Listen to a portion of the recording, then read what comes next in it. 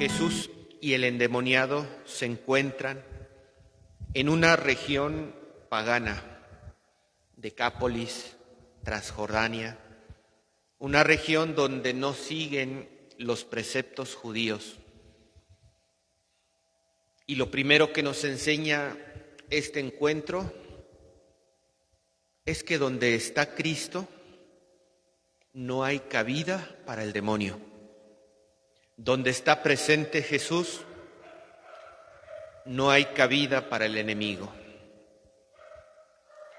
El endemoniado, al saber que Jesús llega a la región, apenas desembarcado, corrió desde el cementerio donde él habitaba, es decir, desde la región de los muertos, porque así nos encontramos quienes estamos sometidos al poder del enemigo, viviendo en la sombría de las cavernas, en los cementerios junto a los muertos.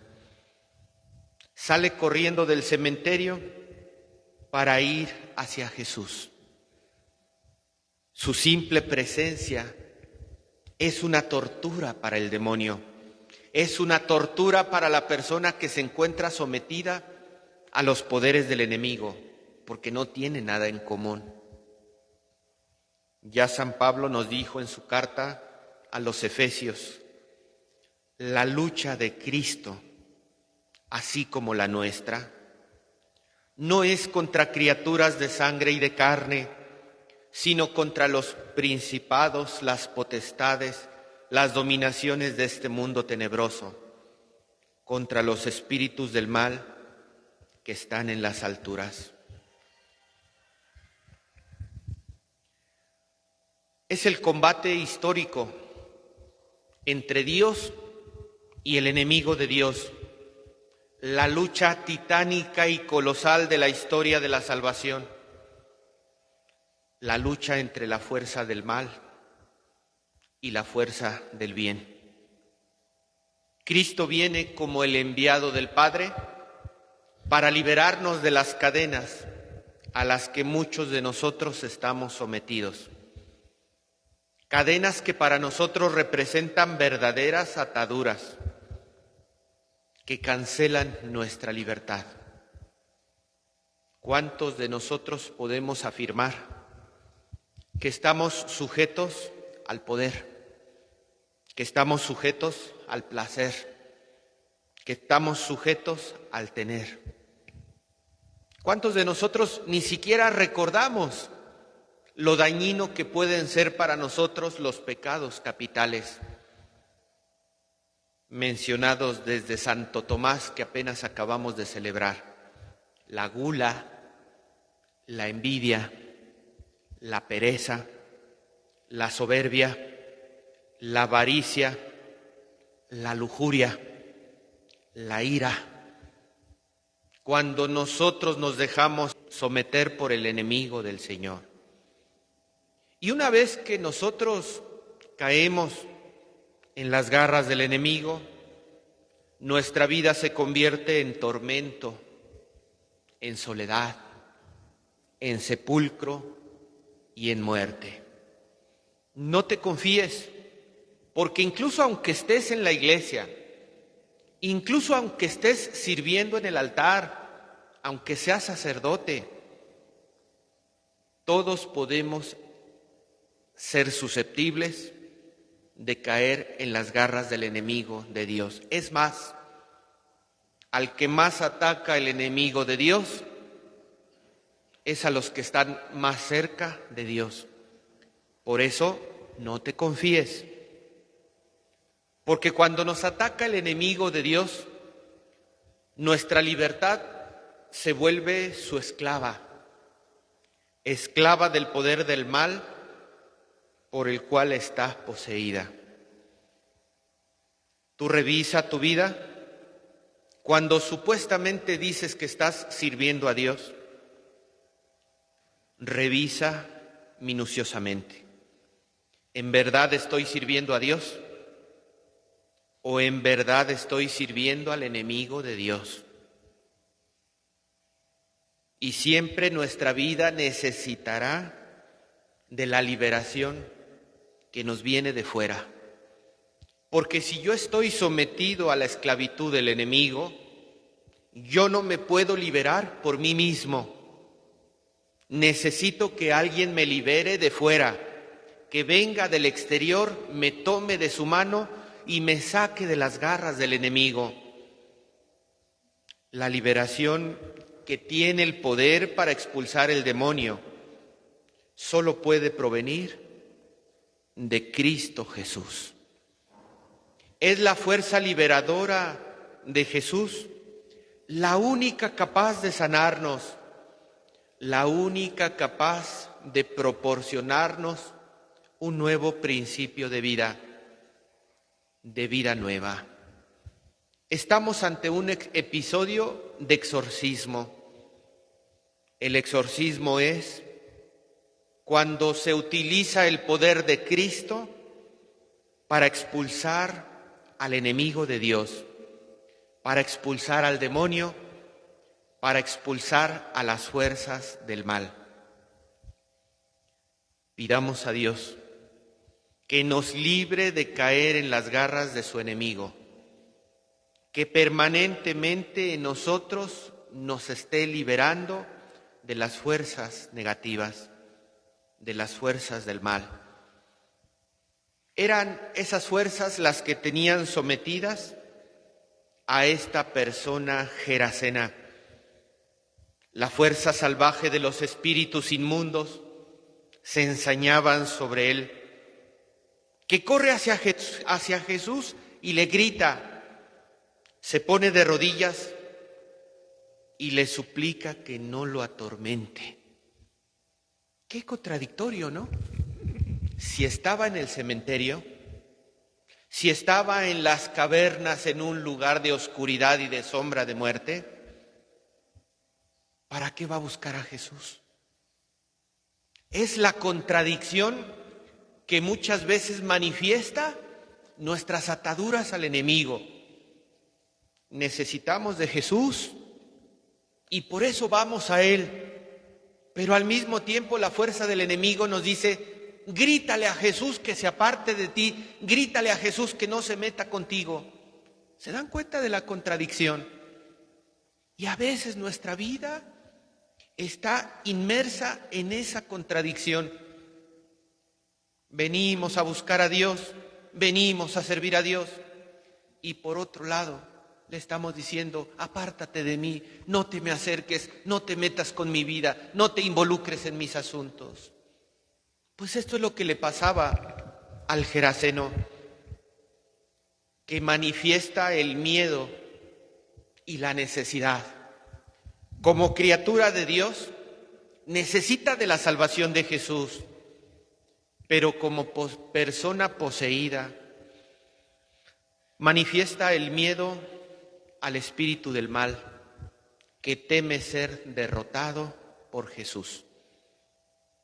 Legión, que significa multitud, que significa dispersión, división en el interior de su persona. ¿Cuántos de nosotros no estamos experimentando esa división interior? ¿Cuántos de nosotros no experimentamos esos jaloneos hacia realidades que no son de Dios? Decíamos, el dinero, el placer, el poder, los pecados capitales y tantas realidades que rompen nuestra relación y nuestra armonía con Dios. Cuando Jesús realiza el exorcismo, ¿qué creen que sucede? ¿La gente se alegra o la gente se enfada? En una tierra pagana, en una tierra donde no conocen a Dios, en una tierra donde se dedican a la cría de cerdos, cuando ven que Jesús expulsa a los espíritus y los avienta a los cerdos, todos pudiéramos pensar que la gente se alegraría, pero la gente se enfada. El enfado puede venir de dos alternativas.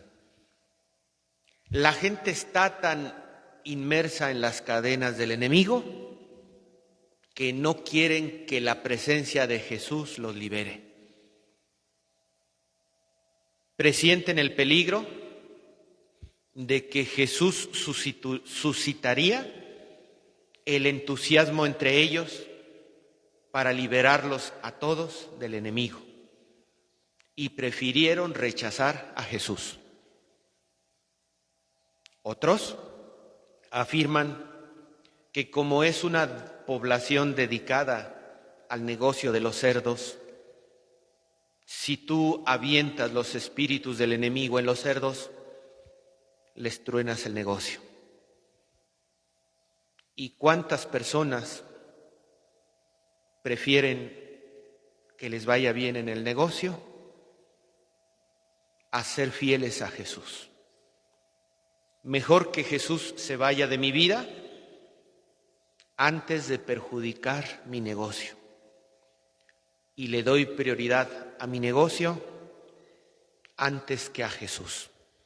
Y le suplicaron que se alejara de su región. Y viene la conclusión de este acontecimiento. El endemoniado fue sanado. Ha quedado sanado. ¿Qué pasa cuando Jesús ha operado la sanación en nosotros? El sanado sigue a Jesús. Si tú has sido sanado por Jesús, no te puedes quedar con los brazos cruzados. Si tú has sido sanado por Jesús, lo primero que te brota desde el interior es caminar en su seguimiento. Señor, te quiero seguir. Jesús le dice no. No le permitió que lo siguiera. Primera interpretación. Estaba tan sometido al enemigo, estaba tan sometido a los demonios, que seguramente quedan secuelas. Jesús extirpó de él el demonio. Pero ¿no te ha pasado a ti que cuando Dios te libera, vuelves a regresar al mal? Que cuando Dios te sana, vuelves a caer en las garras del enemigo. Dios te libera, Dios te da las fuerzas, Dios te da los medios y Dios te indica el camino. Pero a veces nosotros somos tan cabeza dura que anhelamos el gusto del pecado, que anhelamos el gusto del mal. Y aunque Dios ya nos dio los medios para salir de él, nosotros vamos y lo buscamos porque nos gusta volver a regresar a nuestra vida de pecado. La persona estaba tan inmersa en el mal, tan sometido al pecado, que posiblemente era muy fácil para él volver a caer. Esa es una interpretación. Otra interpretación. Cuando somos sanados, queremos seguir a Jesús. Pero ¿qué creen? Muchas veces queremos seguir a Jesús como nosotros queremos, como a nosotros nos parece, según nuestros criterios. Y no buscamos seguir a Jesús según los criterios de Jesús. Si yo me apego a mis criterios, yo voy a servir a Jesús cuando yo quiera, cuando yo pueda, cuando me sobre tiempo. Si me apego a los criterios de Jesús, yo le diré, Señor, ¿en qué me necesitas? ¿En dónde puedo servirte mejor?